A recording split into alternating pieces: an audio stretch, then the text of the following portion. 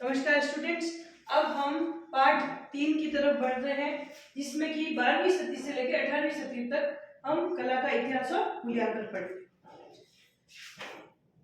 पहले हमने 7वीं से 12वीं शताब्दी तक किया था। इससे पहले हमने 3000 ईसा पूर्व से 600 ईसा तक का जो प्रागैतिहासिक काल था वो पढ़ा था। अब हम इसमें धीरे धीरे जैसे जैसे आगे बढ़ेंगे अपने पेंटिंग के सब्जेक्ट में, पेंटिंग के विषय में, वैसे वैसे हमारा जो काल है वो बढ़ता जाएगा, घटेगा नहीं। वापस हम प्रागैतिहासिक काल की तरफ नहीं जाएंगे। अब हम 12वीं से 18वीं सदी तक का जो कला का इतिहास है उसके बारे में पढ़ेंगे। उसका पाठ का सार पढ़ेंगे कि 12वीं सदी में संपूर्ण भारत में विभिन्न भागों में शक्तिशाली वंशों का पतन हो गया। जैसे गुप्त काल थी, है ना, गुप्त कला और होयसल वंश, अंग वंश, हम सब ने मौर्य काल, इन सब का पतन हो गया था, सब खत्म हो गया। तो उस समय कला की प्रगति पर विपरीत प्रभाव पड़ा। मुस्लिम शासकों ने अपने निर्माण कार्यों के किलों तथा मकबरों तक सीमित रखा, तथापि बंगाल, बिहार, उड़ीसा के कुछ मंदिरों का निर्माण हुआ। अब साथ ही पांडुलिपियां जो काफी तैयार हुई, वो कला समृद्ध हुई। बंगाल और बिहार, गुजरात में तैयार हुई जो पांडुलिपियां मुख्यतः जैन, हिंदू, बौद्ध धर्म की है। अब यहाँ पर क्या हो रहा है कि सभी वंश जो है उसका पतन हो गया है। इसी के साथ साथ जो बंगाल की जो कला है, बिहार की कला है, उड़ीसा की कला है, जो कुछ मंदिर बने थे, अभी जैसे हमने उड़ीसा का कोणार्क मंदिर पढ़ा था, उससे पहले महाबलीपुरम पढ़ा था, तो कुछ मंदिर जो थे वो रह गए थे। उसके साथ ही वंश का पतन, कुछ मंदिर और पांडुलिपियां,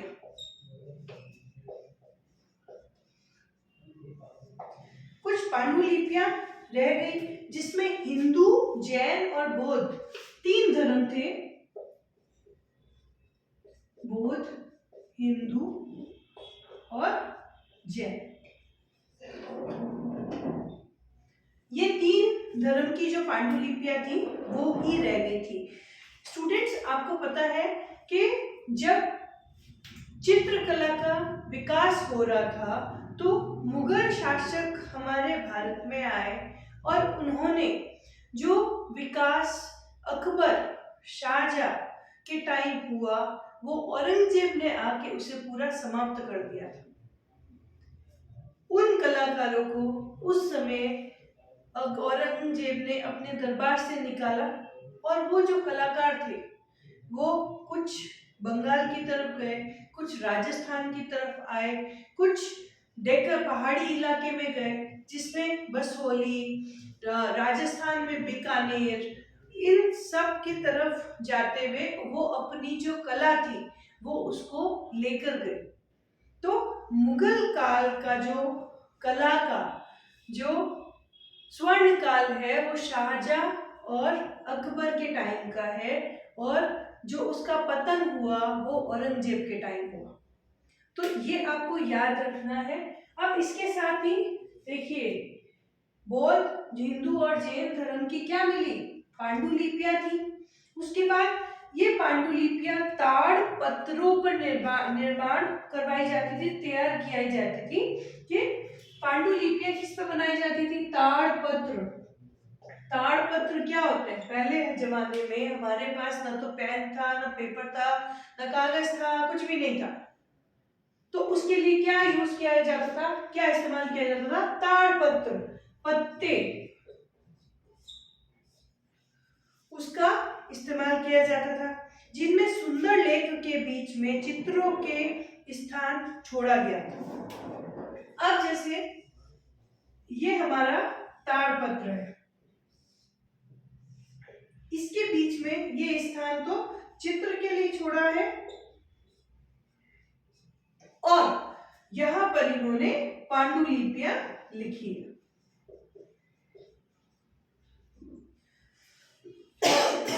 तो इस तरीके से ये पांडुलिपियां तैयार होती थी। उसके बाद बिहार व बंगाल में पाल वंशीय शासक के काल में पाल शैली में इनको बनाया गया। अब ये जो पांडुलिपियां थी, इसको किस शैली में बनाया गया था? पाल शैली में बनाया गया था। और जबकि गुजरात में जैन धर्म से संबंधित पांडुलिपियां तैयार की गई। अब जो राजस्थान था उसमें तो जो शैलियां थी वो पाल शैली में की गई थी, जबकि गुजरात की जो शैलियां थी, पांडुलिपियां थी, किसकी?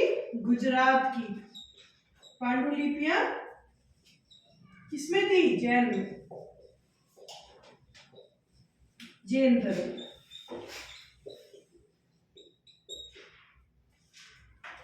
अब राजस्थान के देलवाड़ा माउंट आबू में इसी समय भव्य जैन मंदिरों का निर्माण किया गया तथा बंगाल व उड़ीसा में पक्की मिट्टी टेराकोटा के विभिन्न कलाकृतियों का निर्माण भी किया गया। राजस्थान में क्या था? देलवाड़ा मंदिर, माउंट आबू।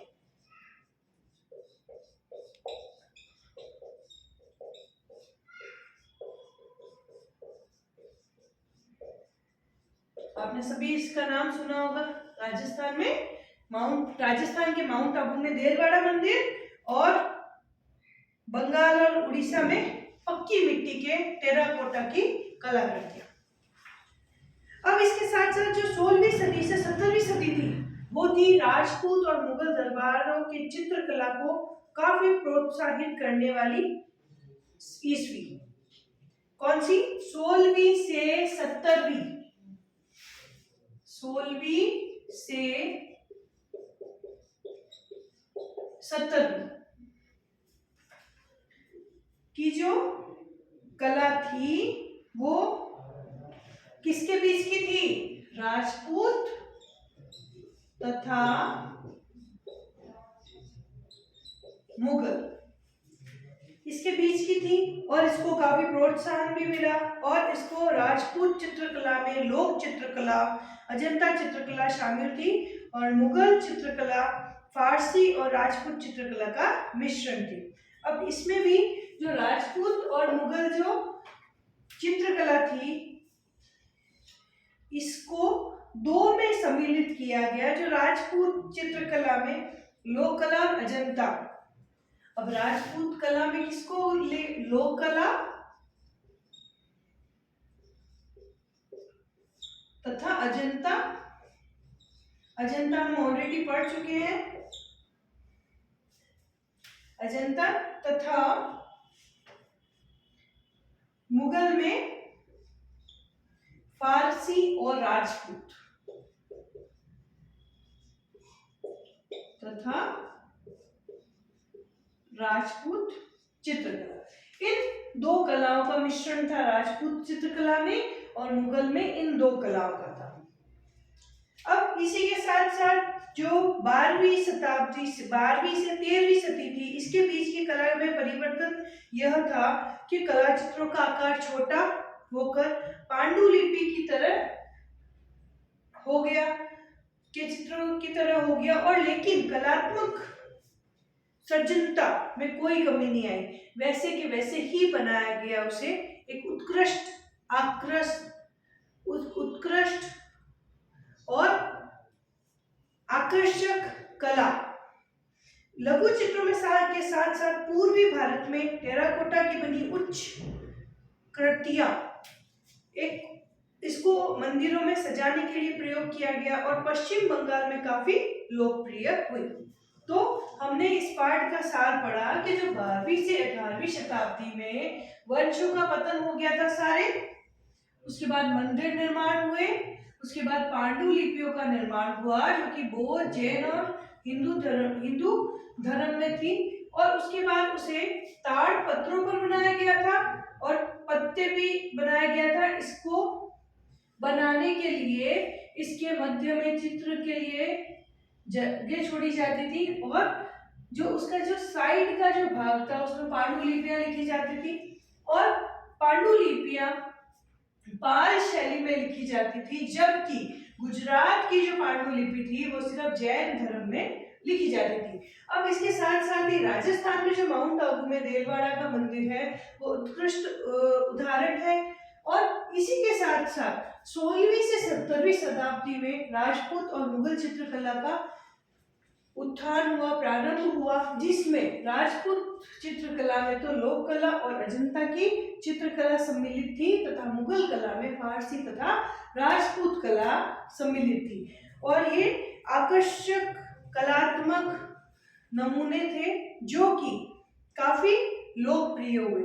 और इसमें टेराकोटा की बनी हुई मूर्तियां, उसके साथ साथ आकार को छोटा बनाया गया और पांडुलिपि की तरह ही उसे भी बहुत सुंदर तरीके से बनाया गया। अब स्टूडेंट्स, हम इसी पार्ट का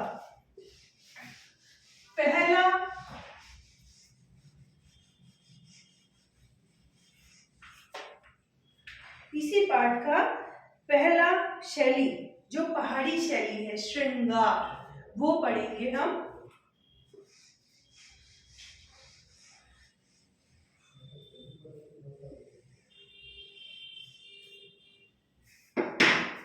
जैसे हमने पार्ट 1 और पार्ट 2 में अभी पढ़ा था, अलग अलग मूर्तियां, अलग अलग शैलियां, अलग अलग चित्र जो कि पार्ट 1 और 2 में दिए गए थे, वैसे ही पार्ट 3 में भी हम अलग अलग शैली पढ़ेंगे, अलग अलग चित्र पढ़ेंगे।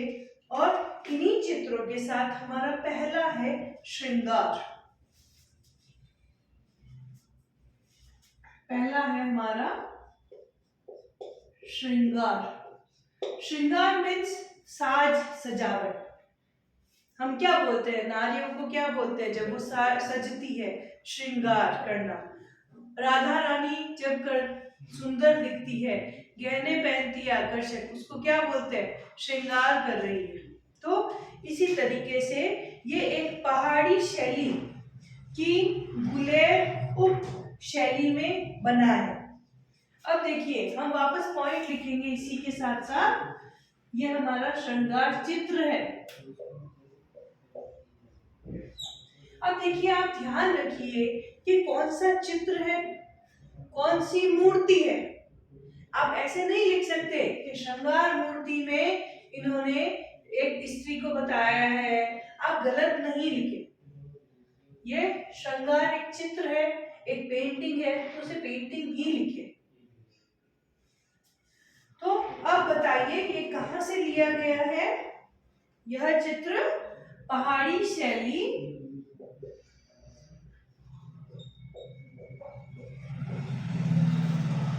की गुलेर उपशैली से बना है।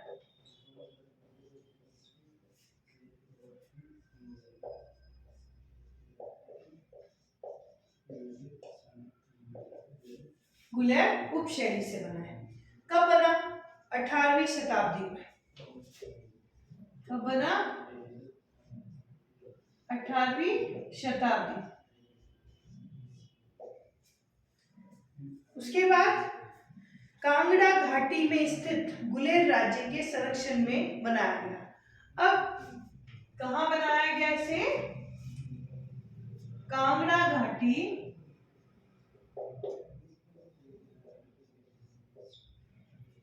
घाटी में स्थित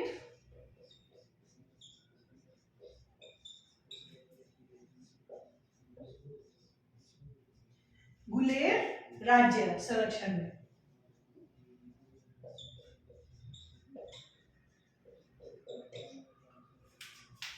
फिर इसका जो नेक्स्ट पॉइंट आता है वो है, इसमें टेम्परा पद्धति से बनाया हुआ है। अब एक माध्यम होता है, कौन सी माध्यम इसमें इस्तेमाल किया गया है, तो हम लिखेंगे टेम्परा पद्धति। टेम्परा पद्धति के माध्यम से ये बनाया हुआ है, जिसमें सूखे रंगों का उपयोग किया गया है। सूखे रंगों का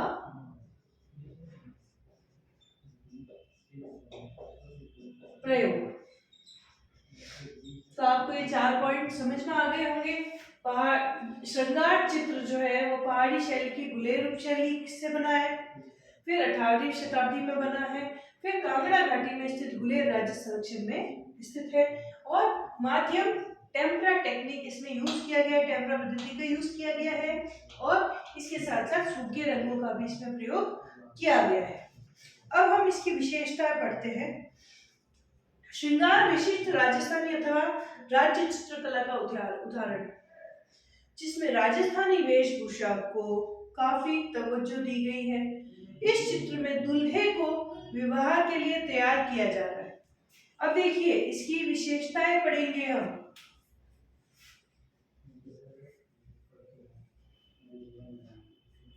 इस चित्र में पहले तो बताइए राजस्थानी वेशभूषा का उपयोग किया है।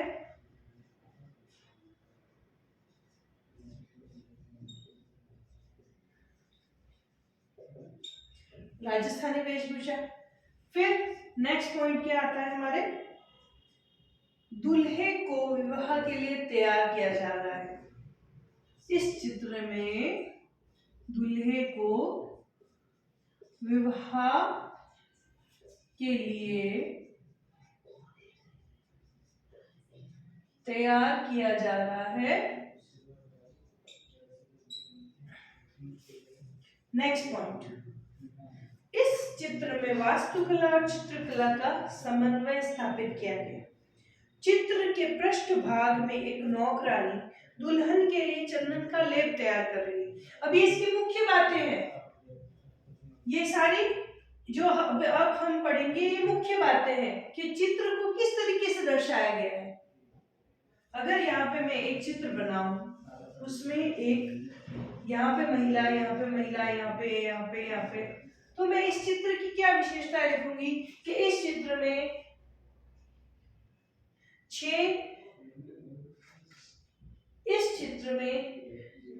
6 नारियां बताई गई है, वो बड़ी सुंदर है, इसमें कलर संयोजन किया गया है। आगे वाली नारियां बैठी है और कुछ कार्य कर रही है। तो इसी प्रकार जैसे हम एक पेंटिंग को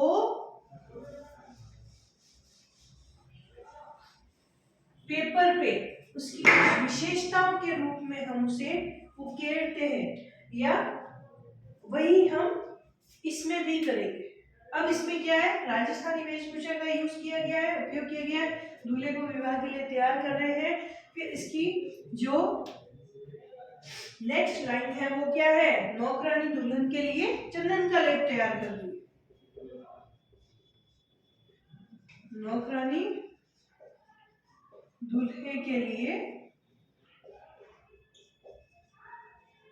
चंदन लेप तैयार कर रही है। फिर दूसरी माला बना रही है, दूसरी क्या कर रही है, दूसरी नौकरानी माला बना रही है।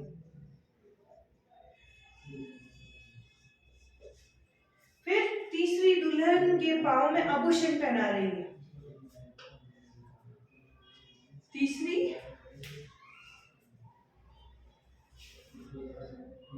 तीसरी दुल्हन के पांव में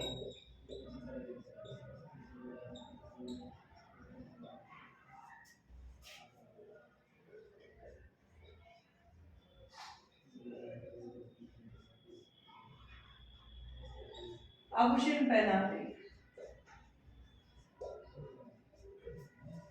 फिर एक औरत दुल्हन के बाल संवार रही है, एक औरत दुल्हन के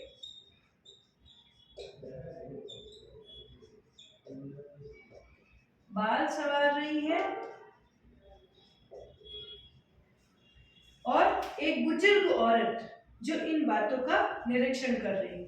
एक बुजुर्ग महिला भी इसमें दिखाई गई है।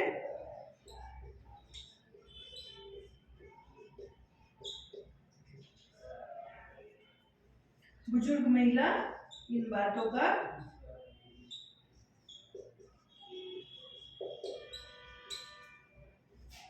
निरीक्षण कर रही है।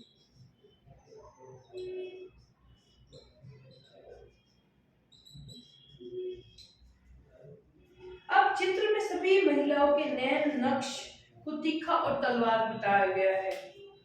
अब ये तो हो गई हमारे कितने उस चित्र में इंसानों को दिखाया गया है। टोटल कितने हैं? 1 2 3 4 5 6। तो 6 मनुष्य की स्थिति को बताया गया है इसमें। उसके बाद जो महिलाओं के नैन नक्श है उनको तीखा और तलवार बताया गया है। महिलाओं के नैन नक्श को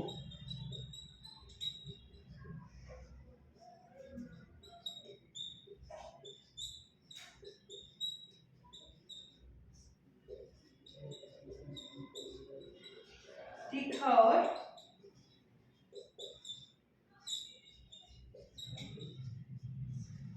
तलवार बताया गया है।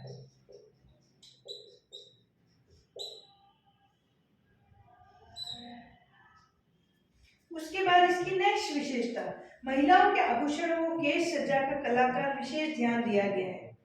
महिलाएं जो आभूषण पहना रही है, केश सज्जा कर रही है, उसको भी बहुत विशेष ध्यान रखा गया है। इसके अलावा चित्र में वस्त्र प्रारूप है जो हिमाचल प्रदेश का स्थानीय प्रारूप न होकर राजस्थानी है। चित्र में कलाकार ने दुल्हन को लजाने लालित्यपूर्ण भंगिमा का दर्शनीय चित्रण किया। दुल्हन को भाव भंगिमा का प्रदर्शन ही कलाकार का उत्कृष्ट नमूना है। इसमें इस चित्र में संवेदनशील चेहरे, सौम्य व्यवहार, अब संवेदनशील चेहरे, सौम्य व्यवहार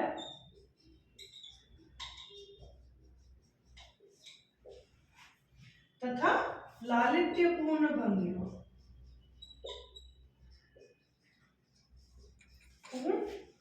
भाव भंगिमा को दर्शाया गया है। 1450 से 1780 ईस्वी के दौरान यह शैली विभिन्न राजाओं के संरक्षण में काफी फली। इस पर लोक कला और मुगल कला के लघु चित्रों की शैली का काफी प्रभाव पड़ा। गुलेर चित्रों की प्रमाणिक विशेषता पौराणिक राधा कृष्ण की प्रेम कथा है। ये आपकी मोस्ट इंपोर्टेंट लाइन है कि इस जो गुलेर के जो चित्र थे, ये गुलेर का जो चित्र थे, इसमें राधा कृष्ण की जो प्रेम कथा है उसी के आधार पर चित्र बनाए जाते थे, प्रेम कथा के आधार पर। इसमें रामायण महाभारत को भी दर्शाया है। रामायण और महाभारत भी इसमें सम्मिलित है।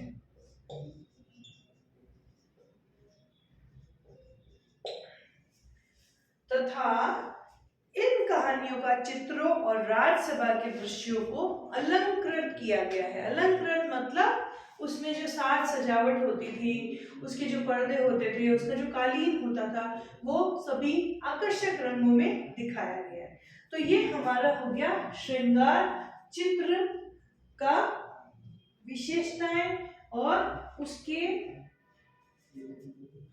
माध्यम, उसकी शैली, उसकी शताब्दी और उसकी जो विशेषताएं थी वो हमने इसमें पढ़ी है। अब हम इसका नेक्स्ट पार्ट पढ़ रहे हैं। नेक्स्ट जो है जैन लघु चित्र।